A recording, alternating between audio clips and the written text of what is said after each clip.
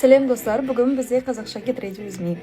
Бүгін Аруканың туған күні, сондықтан да біз қазір бүкіл отбасымызбен бірге бірінші тамақ ішуге барамыз. Қазір біз қасымызда коллегиорның палеткасымен боятын боламыз. Енді біз қасымызда осындай Луна деген консилермен обводитетін боламыз.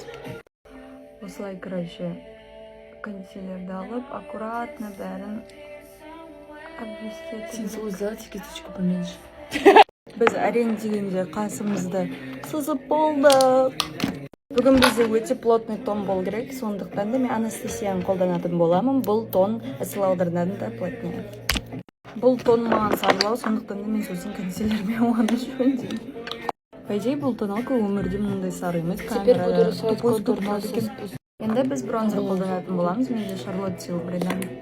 Ендеше біз Sensilude'ның румянасын қолданатын боламыз. Менде 01 оттенокта. Осылай созықпен алып, қолдана береміз. Енді мен Sensilude'ның пудрасын алып, осындай кисточкамен өзіме пудра жағатын боламын. Достар, мен консилер ұмытып кеттім. Менің бронзер румяным вообще көрініп тұрған жоқ, сол үшін мен сухой контур и румяна қолданатын боламын. Осындай Hourglass'ның палеткасы. Достар, мен енді Sensilude'ның Sparkle'сын қолданып жатырмын, 02 оттенокта. Енді біз осындай қоңыр подводка алып, көзіміздің астын сызып аламыз. Сол кезде ештеңке ағып кетіп қалмайды. Енді Sensilude'ның қара подводкасымен стрелка сызатын боламыз.